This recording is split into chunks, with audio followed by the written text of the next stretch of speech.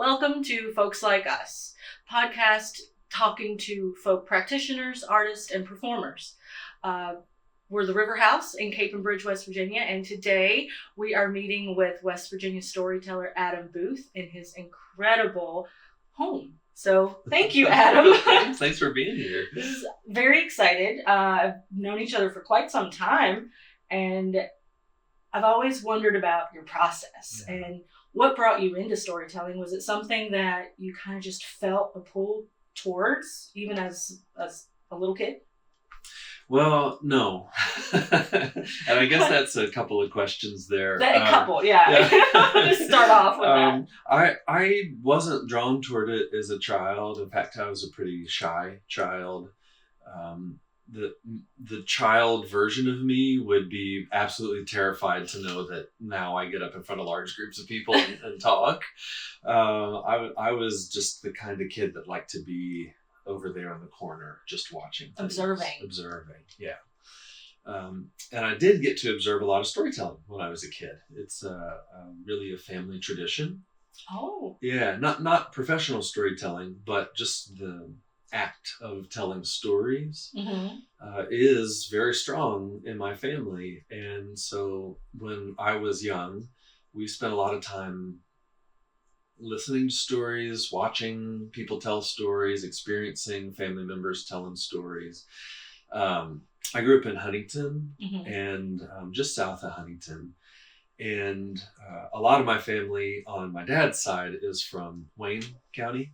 Okay. And so like part of where I grew up is right on the border of Wayne County and Cabell County. And so we would often go out to somewhere out Wayne and listen to family members tell stories. I love it. Just a family gathering. You come and spend time. What stories are going to come? Like family stories just kind of passed down? Yeah. Oh, wonderful. Yeah. In particular from my great-grandmother and her sister, who when I was a kid, they were living together. They were both...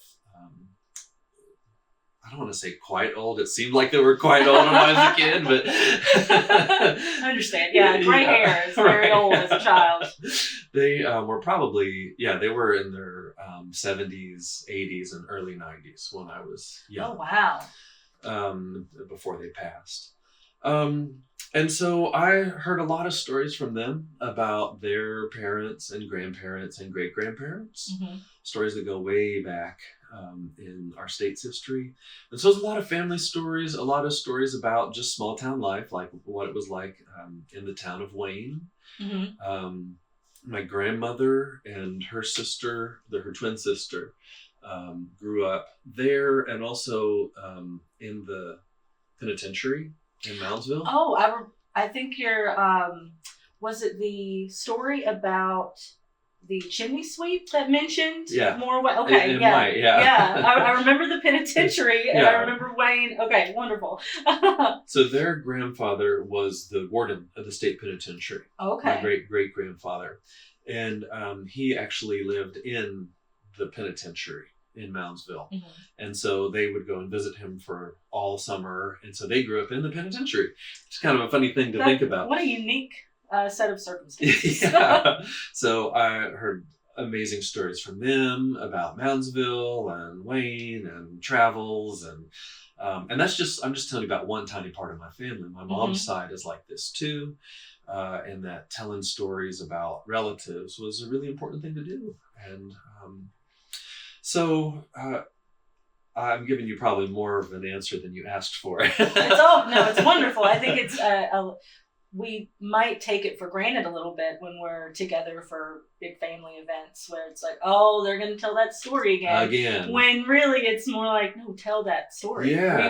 We want to share that story with the younger generations and passing it on. So it's important that your family and you recognize it. I think a lot of people don't recognize how special that is. For me, it's like if I had grown up in a family where my grandparents or great-grandparents played the fiddle. And it was like, play that tune again so that we can learn it. Right, Hearing stories over and over again was great, getting to learn just about culture and ways of life and survival. In my family, that go back to like the timber industry, kind of like pre-coal industry. Oh, industry, okay. So way back, yeah. There's a few coal mining stories in my family, but much more telling about lumber and timber than that. So yeah, it was actually recognized for me in college when a professor identified that I was into storytelling and was telling stories about my family, and encouraged me to do some research and reporting on storytelling traditions in West Virginia. And that pointed me in the direction of competitive storytelling. Yes, you have won several awards for competitive storytelling. Yeah, Yes? yeah, I'm a 4-time state champion liar. Ah, perfect. Yeah. That's something to put on, to be proud of. Yeah. Put on the CV. Right. Yeah. And then that was like my start in some early recognition for storytelling. And that then pointed me in the direction of people. There's just so much circumstance in my life where people experience my storytelling and encourage me to go to other events and encourage me to apply for financial support grants and so on. I entered into a mentorship with a wonderful storyteller who's Lakota and Apache. Oh. And we have been in a mentorship for 14 years now. Oh, that's beautiful. Yeah. And so all these things, are just kind of the rungs in the ladder leading towards where, we're sitting together now in my studio and office wonderful. In the house. So with all of these experiences and just people, there's so many helping hands that kind of guided you into this that saw your passion for it. Yeah. And what we have behind us is your, your kind of map of how you put together some of your stories. Yeah. And so you do this for every story, or do you? Yeah, I guess that's my question. Yeah, I do this for a lot of stories. So maybe it would help if I described what's happening here. Oh, please. I'm a very visual storyteller, and I like to construct my stories kind of like movies. Okay. Where I'm storyboarding a movie, but really it's a story. I'm doing like a movie storyboard process for a spoken story. I don't work from a script of words. Oh, okay. Yeah, so almost any story you hear me tell, there's not like a written version of that. There's a drawn version of it. Oh, so does that make it maybe change a little bit in the wording each time you tell it? Yeah. Oh, okay. Now, I say drawn version, but really if you look closer, there's lots of little notes written here. I write questions to myself.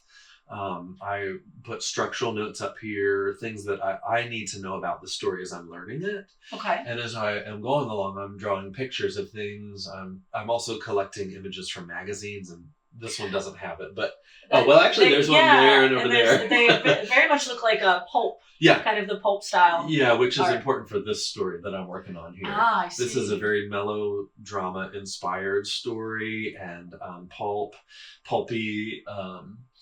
And so I create this big montage of words and images and ideas and structural things that I need to know about as I'm learning the story. Mm-hmm. And then really what I do is I stand over there and I start talking about what I see, and then I walk all the way over here, all the way through, and I'm telling the story. And that's how I'm learning it.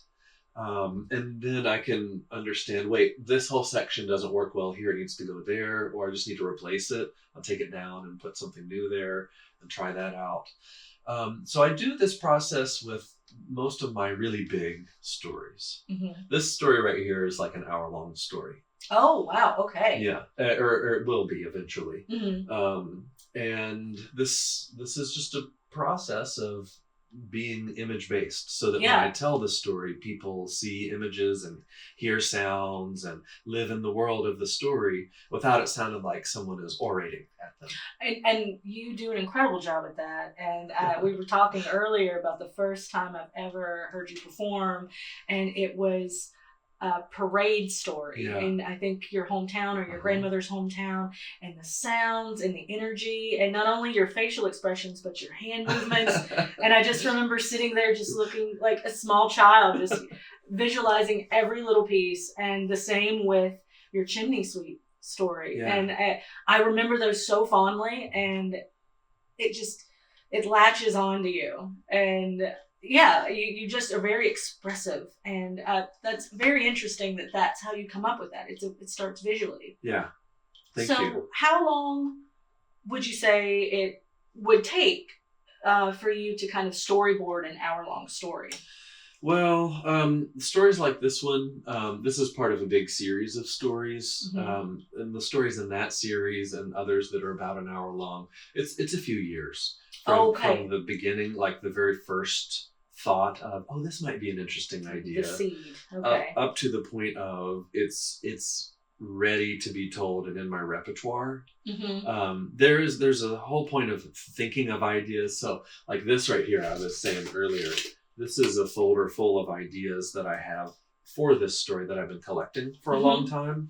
Because I'm always working on lots and lots of stories.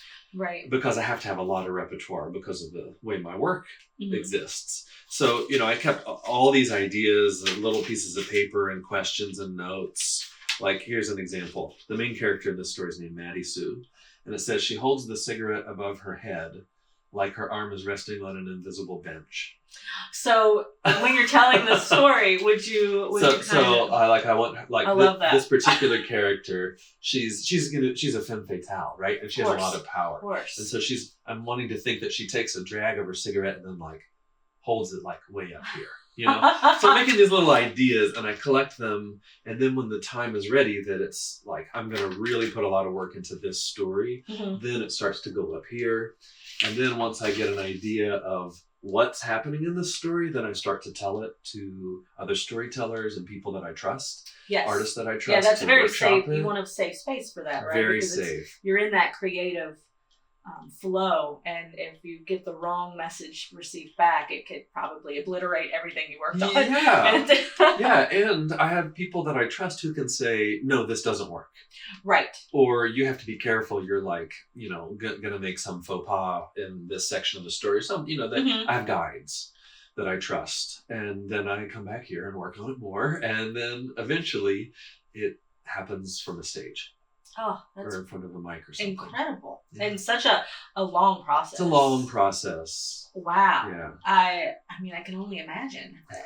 This is incredible. Well, so, your roots are in West Virginia, and I know you have a repertoire of stories that maybe fit along a little more like folktale and folklore. And would you say, storytelling in itself is as old as the mountains, right? Like that's how you just pass down those oral traditions. So when you started creating that group of stories, did you feel kind of any personal connection with maybe your roots and that like Appalachian tradition of storytelling? Yeah, absolutely. And most of the traditional stories I tell, I've learned traditional stories from different places.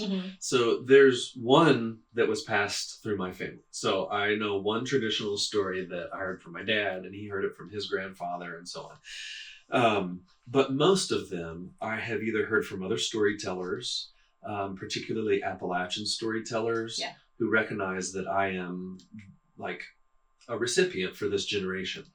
You're kind of the keeper. I'm the keeper. I'm a keeper of these stories for this generation. And tell them, and then hopefully at some point pass them on to other people. But also I've done a lot of research, like a lot of archival research, particularly in sound archives, to find stories that were audio recorded that I'm really interested in the stories that people stopped telling. Yes. But the good stories that people, sometimes we stop telling stories because they shouldn't be told. Right. Yeah, absolutely. But I'm interested in those stories that I think still have life in them. That because of technology, usually people stop telling the stories. Yeah. And so, that's a big part of my repertoire is those stories. And I really feel like a conduit. I'm like just a link in a very long chain of storytellers who is the present possessor of those tales. And hopefully in telling them out and around, other people like them enough to tell them or come to me to learn them. And just continue that chain. Yeah. Oh, that's beautiful. Yeah.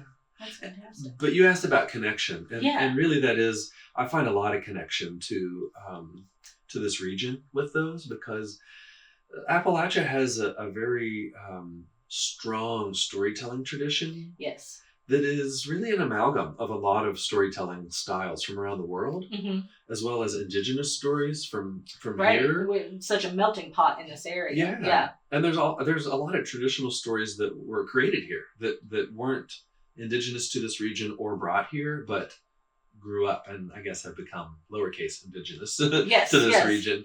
And in telling those, it's just like part of the way that I feel closer to the community that we have here. Kind of like coming back home. Yeah. In a sense. Yeah. It's very nice. Yeah. Well, so Adam, do you have any, I know you tour a lot. Yeah. Do you have any tours coming up, or is this more of a time where you're brainstorming, or do you mix it up? Do you have times where I'm not touring for a while, I'm just going to focus on creating more stories, or is it a mix? I have seasons. Okay. Where I'm on the road a lot, and for particular types of storytelling, seasonally they shift quite a bit. For example, I know during a part of the year I do a lot of middle school and high school visits. During part of the year I'll do more like camps and libraries. Another part of the year is more like festivals, like a lot of storytelling festivals, music festivals, and so on. And I do tour a lot. The thing about being a touring performing artist is that you have to both create the work that you're presenting and present it. Right. Of course, so there has to be time for both of those things. And I am in the middle of touring right now. So I was just in Detroit this weekend. In Ann Arbor. I actually drove home Monday because my flights kept getting canceled with the storm. Oh, right. Yeah. Just gotta get home. The weekend before I was in Tennessee. Next week I'll fly to Utah and I'll be there for about 10 days touring around. And then on the way home I'll be in Indianapolis for a weekend. And then I'll come here, and then after that I'll be in Central Virginia, then I'm back in Tennessee, and it just continues like this for quite a while this year. Well, I think you also have a show at the River House, I believe. Do. When is that coming April. April maybe the 18th, 16th? It's a Oh, Saturday, okay. Whatever that Saturday is. Perfect. Well, you always are welcome at the River House. We love having you, and it always feels just like the family coming together whenever you come into town. I love being there. It's a fun place, and definitely a place that appreciates your craft and all that you do. Just like every other place that you tour and visit, I'm sure everyone is always excited to see you. Not every place. Not every place. No. but really, the River House does feel like a homecoming every time I'm there. I have so many wonderful memories of telling stories there, inside and also outside by the river. And I can tell you, the very first time I told stories there, right before I went on, someone was telling me the history of the building. Yes, it's quite a history of that building. And how it had been like a place where I guess people were embalmed or like prepared for burial. The bodies for burial from the Giffens funeral home down the street. Yeah. And I don't know if it's still there, but there was a sign that said like Giffen stage or something. The indoor stage is named after the Giffens. Yep. And that first time I was telling a story about someone who dies. And it's like a whole like comedy of errors. Everybody in the town thinks that they've killed this person. It's a traditional Appalachian story called Dry Fry. And there was this moment where like something in my head said, look back. And like I could visualize almost like out of my body that sign was there. And I looked back like over my head and there it was, and I pointed, and it was like everybody in the room was in on this inside joke that there was like a whole dead, not dead thing to this space, which was like dead but had come back alive. Yes, it is definitely that kind of space, and we hope that we're treating it so well that the spirits that may be there are just having the best time, really, having a second chance to have a good time and have a few parties, So, thank you so much for sitting down with me today. Absolutely. This is so wonderful, and welcoming into your home. Yeah. And I wish you luck on your tours. You're very busy. Yes. And in a couple of years, I cannot wait to hear this story. I'm very excited about this one. And the piece that speaks to me right now is Tupperware Party. builds into chaos, riches, chaos and riches. And it's like, I can't wait to know more. This is a retelling of Medusa. Oh! Combined with Little Red Riding Hood. And so my Medusa character, she actually is the inheritor of the small town funeral home. Oh. She's like the third generation, but doesn't want to, in her mind, who would want to do this? Like, because in the 1960s, she's going to be very independent and new. And so she becomes a Tupperware businesswoman. And perfect for the time. Yeah. Perfect. But that's her entree into people's homes to start causing some mischief behind the scenes. Oh my goodness. So in a few years. What a cliffhanger. Well, I can't wait. Everybody stay tuned. In a couple of years, you'll find out the story of Maddie Sue. The story of Maddie Sue. Yeah.